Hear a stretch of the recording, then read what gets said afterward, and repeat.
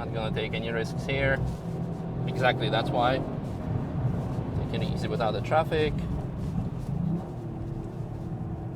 Going onto the white line here. Ooh!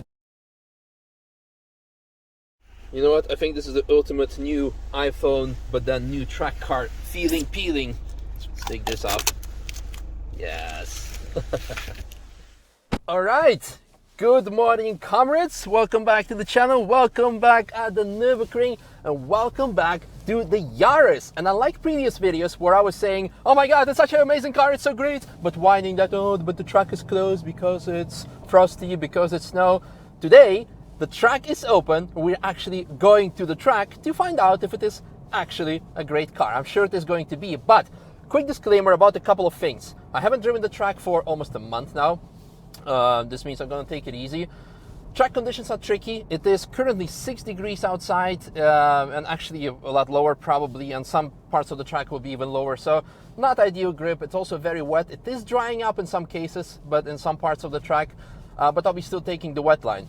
You're probably going to be asking, like, Misha, why don't you wait until you have actually a full dry line? Well, other people also want to drive this car, so I quickly snatched the keys to actually finally do a lap. So it's going to be a proper first lap. Another thing is when I did like kind of introduction of this car, I said like, hey, the pedal position is actually very, very good. And some people said like, hey, but Mr. JWW and Chris Harris commented that pedal position is actually pretty bad for Heel&Toe. Now, Chris Harris, the best journalist, one of the best, it's subjective opinion, great driver, drove 24 hours of Nürburgring. JWW, according to me, the best YouTuber so far to lap the Nürburgring with me, so amazing driver. But opinions differ, so I installed a feed cam, not to show how great of a driver I am, but just to flex with my amazing Croatian socks and Adidas shoes, because, you know, full slop spec. But see if it can actually work. I do must say that I do brake kind of like toe and toe, not heel and toe, so by rev matching. So basically the car has the IMT mode, which allows you to rev match, but we are going to switch it off, or actually keep it off, because by standard it is off. Woohoo! Now, regarding everything else, car of course has 3 different modes: normal, sport, and track. In normal you have 60% of the torque to the front, 40 to the back. Sport is 70 back, 30 front, so rear wheel drive, rear biased, and track is 50-50. Now, because of tricky conditions, I'm going to keep it in normal, and just to see if the car wants to intervene too much with everything. So, and also sometimes I'll be quiet just to focus on the driving and how the car is performing. But first, acceleration. All right. Wow.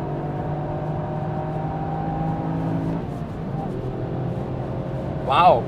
I said I'm going to take it easy. I really need to. The car is too much confidence inspiring, I must say, at this point. Especially here, a bit wet. Staying on the outside a bit, because it's wet. Crossing the dry line, or onto the dry.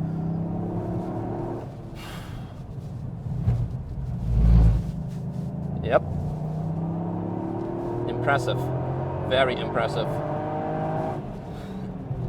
The brake pedal is very tight, so you need to be very cautious with it before you go into ABS fully. Here you can see it's like very wet, so not too confused with the previous dry conditions.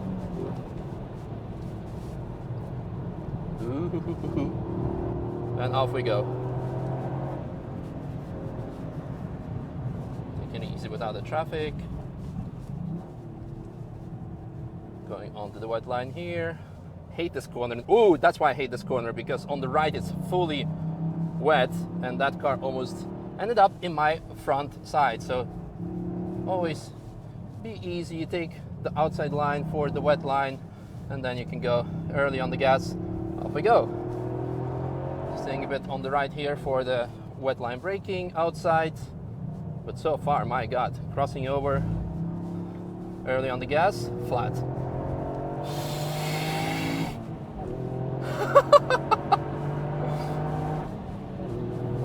Wow.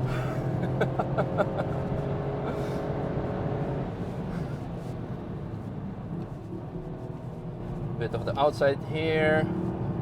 Take it easy.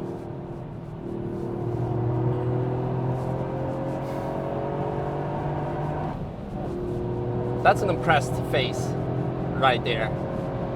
Oh, I like that you can use all the 6th gear throughout Schwedenkreuz. That's very nice. Very easy with overtaking here.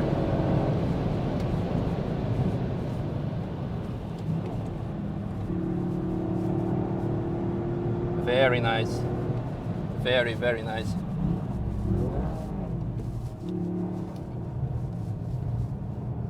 And onto the dry patch, flat. This car, man, it's such an evolving machine, and honestly at this point I'm scared for it because it gives you so much confidence. It's ridiculous.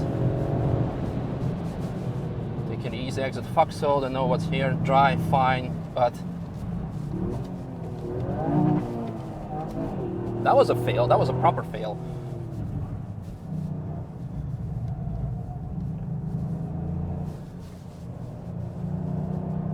My God. Well, nobody's perfect. But this car is pretty much it. As mentioned previously, the brake pedal feel is pretty very tight. You really have to be gentle with it. Of course, like the pro drivers would very much appreciate it, but for the beginners, especially in the wet, you will kick the car pretty early in the ABS, so that's need to be cautious. Suspension also pretty stiff. As you can see, we have a bit of understeer here because it's stiff. The same goes for braking into fully in ABS because there is not much body roll, which is great for dry tracks, but in the wet conditions you do want to have a bit of more travel. You obviously also, when you go on the curbs and off the curbs, we're not taking any curbs because it's fully wet right now, so I'm not going to do anything stupid, but I can imagine that the car would be unsettling a lot, thereby staying off the curbs would be a thing. And what was I saying? Yes, the same goes towards the suspension. That's why we're going to replace it, because sometimes some people say like, so why are you replacing the suspension? Isn't it perfect from the factory? No, I mentioned it. Oh, we have a speed limit, so I can concentrate on talking than on driving. Yes, there's a speed limit because of the second entrance exit. Suspension is great, but it's always a compromise between track driving and street driving for the original car, for an OEM car. And you can see with this car, all the budget went towards the engine, the drivetrain, and all the components that would be replaced by an owner anyway. They left them like, meh. Okay, so suspension, seats, brakes are actually good. They're really good. There's nothing that I can complain about brakes, I would say. They're exceptionally good. One of the slippiest points of the track, taking definitely easy through the outside. Oh, yep.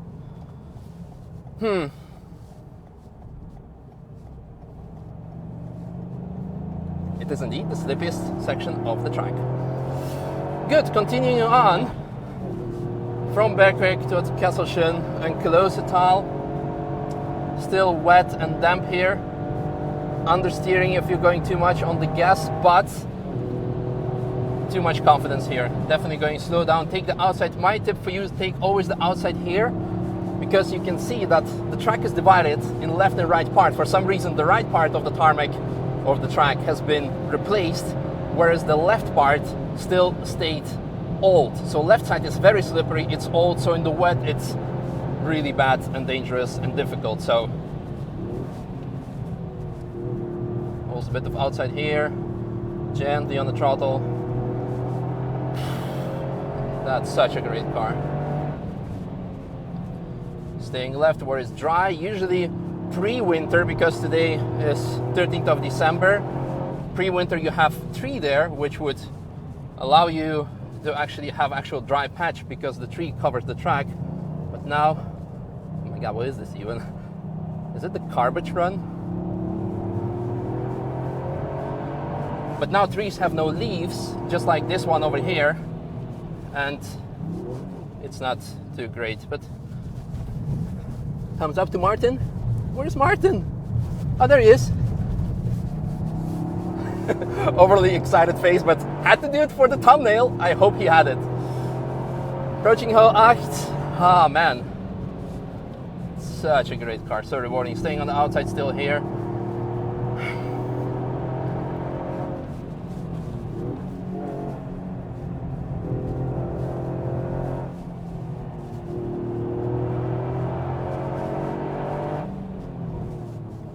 It's typical Toyota thing where it goes in the emergency brake light for the, what's it called? When you go in ABS.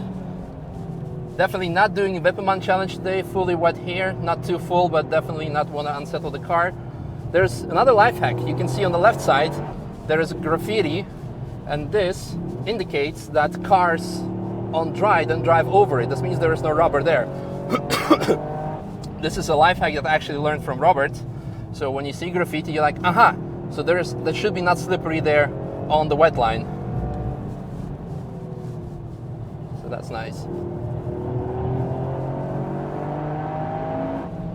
Very much liking the gearing as well. So going just full throttle through Brunchen and towards Ice Curve as well. Staying a bit more on the outside. Very icy, like Ice Curve. This is the part of the track that I would have really wanted to be dry, but it is what it is. Taking it easy through the outside, using all of the track towards the middle and straight.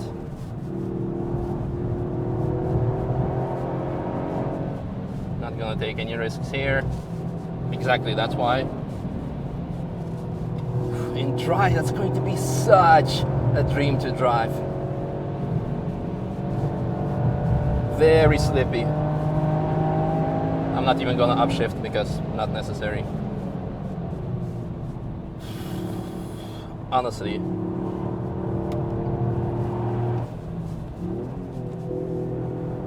Pretty dry here.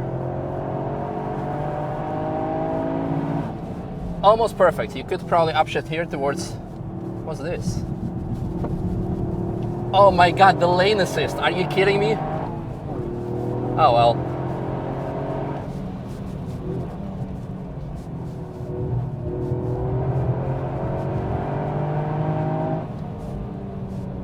Still staying on the outside. It's drying up, but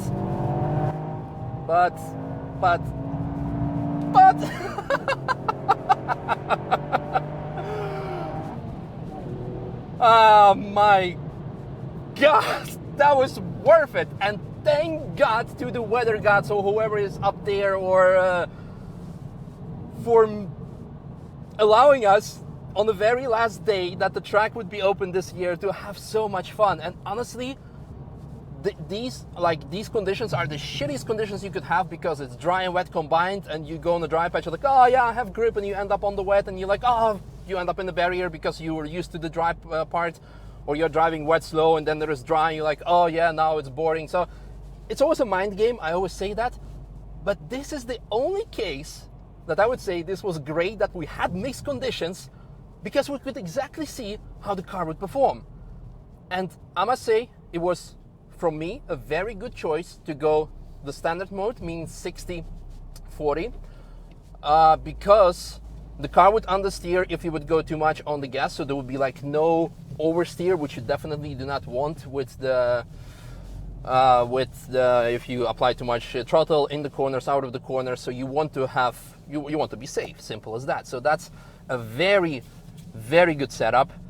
Of course, on dry conditions, it would be saying bye to all the marshals.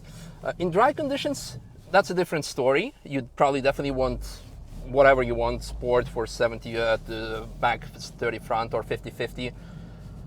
But wow, such a capable car, and this already in stock form. Now, engine, immediately, plenty of horsepower. Somebody has commented on the previous video, hey, why don't you add 50 horsepower or so? No. It's more than enough. It's a handful car, especially in the wet, but still, like, it offers all the things, all the safety systems regarding drivetrain, but do nothing with the horsepower. It's more than on smaller GP track, and of course there's HKS demo car that has 460 horsepower and whatnot. But for our application, like here. Also, very good thing is the safety system. I did not turn the traction control off. I was driving it with fully on. We have lane assist, however. I was driving it with fully on all the time, and it did not intervene. Like, it would still allow, like, if you go on throttle, it would still allow the front wheels to spin. This means that it's actually already good. Like, you know, the biggest issue with sports cars, especially with, speaking of Toyota, with GT86, with the stock form, the traction control is too intervening, and then a driver gets in like, oh my God, traction control is holding me back. I'm gonna switch it off because it's holding me back too much. And then it just like, well, you're gonna end up in a barrier because you like actually was needing it, but not this much. Then you have cars like BMW would have MDM mode. So fully off, it's just too intervening. MDM mode, it allows you to go on throttle out of the corners, but there is still, it's not like fully off. So this with traction control fully like, well, fully on was still kind of off, which is interesting, which is very good. So a couple of things, so that's very good.